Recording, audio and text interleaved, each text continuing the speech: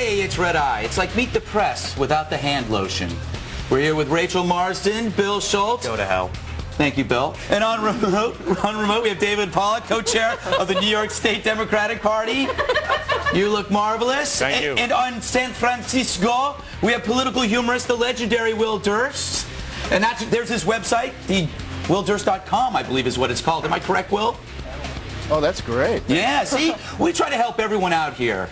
You know? That's straight. Excellent. And we're with Cheryl Casone, Fox business correspondent, Fox News Channel business correspondent. Fox Business Channel correspondent? Well, I don't know. Let's just keep on going. I'm going to come up with 3 titles for you if you want. Rage Against the Machine, they reformed in Coachella. It's a huge live, well, obviously it's a live concert in California. They came out and it's a big surprise. They bashed Bush. In fact, what Zach De La Rocha said is that he compared the administration to Nazi war criminals, and he said that Bush should be tried and hung, which I think the correct way is hanged, and shot. So not only should he be hanged, but he should be shot.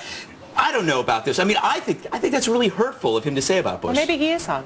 No, maybe Bush is hung. Bush is well hung. But that's for another show. How do you know that? Have you not seen the video? Not seen the video? The video's all over the place. Now, David, you're a fine young Democrat.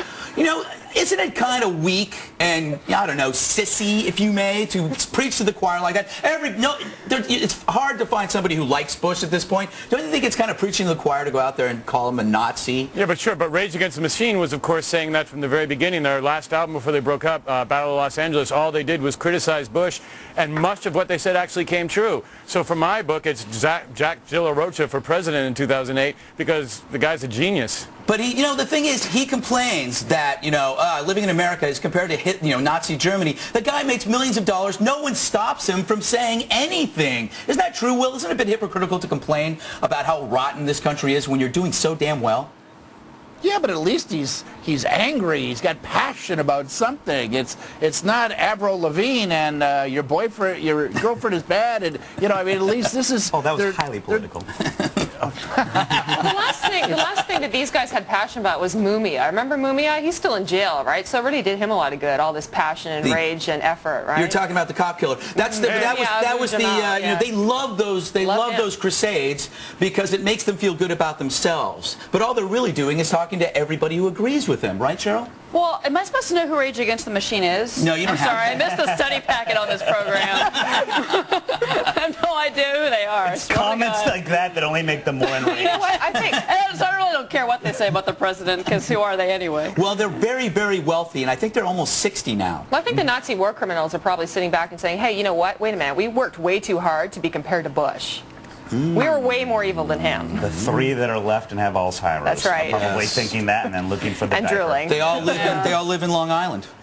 Beautiful. Alarming findings about marijuana, saying that basically because marijuana is becoming so powerful, it's triggering psychotic episodes and may be linked to schizophrenia. And I must ask you, Will, since you were in San Francisco, home of all experimental drugs, are you worried? Because I am. You know, I'm not surprised about this. I can't smoke pot because I got too strong, and I am the author of the Paranoid Trilogy. What is it? Who are they? Why me? I'm serious. I can't do it anymore. I used to be able to smoke it from the Midwest, you know, the bad Indiana Gold, but not anymore. David, don't you think this problem would be solved if it was legalized and you could actually modulate the doses so people wouldn't go crazy? Well, all I know is I'm really alarmed by the findings because the party that was going on in the green room of this program is probably going to mess me up for the rest of the week. Well, you know, we put stuff in the brownies. Baked goods. Yes, yeah, definitely. So wait, marijuana's bad for you? Well, it's bad for you because it's so good. And the thing is, it used to not be so good, so you could control it, and now that it's gotten good, it makes you crazy. I had a friend of mine that came over after doing some drugs, and he took apart my entire living room, convinced he could fix my closets. He destroyed my entire house. Well, yeah. That's what a stoned person does. Everyone who does pot will tell you how great it is, and they just can't see what a loser they are. It's like you're not that Olympic snowboarder who went down the mountain, won a gold medal, and did it while Rachel, he was when high. I tell you these things, we agree that you do not say them on air again, and it was the bronze. What are you suggesting, that the Olympic snowboarder actually gave the stoner potheads a bad name? I know. I think that's why they're so good, is that they're stoned all the time. That was a fluke. And he even denied it, too. Cheryl, do you think that it makes good economic sense to legalize drugs? No. Nope. Oh, you've fallen into my trap. That's going to be I happen to have gone through your purse. And I found this. Go well. Darn it. Where's the study? Where's the study on what liquor does to ugly people at last call? Oh, tell me about it. If it wasn't for booze, I would never have hooked up in my entire life.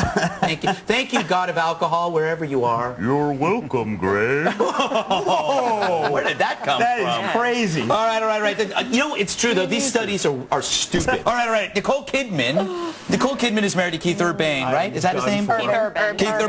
Urban. Who cares? He's a loser. Anyway, during his upcoming tour, he has to wear like an ankle bracelet that detects whether or not he's drinking alcohol. And so his wife actually wants him to wear this. Would you do this to your husband? Well, I guess she has to because she thinks that if she loses him again to alcohol, she's probably going to have to divorce him again. I know. But it's like wearing a ball and chain. She just puts a bracelet on him instead. Kim, do you think that this is hell for him? I mean, why not just get a divorce and drink for the rest of your life? Well, I don't know how true this story is. I mean, as you don't trust any of our stories, Kim.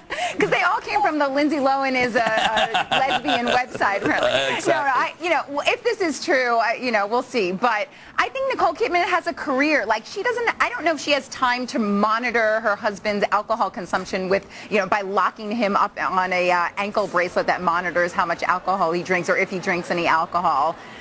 But does she figure that he can't wear a pair of socks? Because a white paper was written that showed that these things are impeded by socks, cardboard, plastic bags, saran wrap, anything like that. Well, maybe it's like the cameras in the schools. It's not really necessarily for monitoring. It's just to keep him from doing it. Yeah, it's like wearing those little bracelets that tell you not to steal. Those kinds of things that Bill you wear often when you're bathing. All right, let's talk about. I think she cares about him. She doesn't want him to get back into drinking, and he has said, she's been my rock throughout this whole hard period of my life. A rock of crack. She's a sugar mama. Of course he doesn't want to lose her. Now,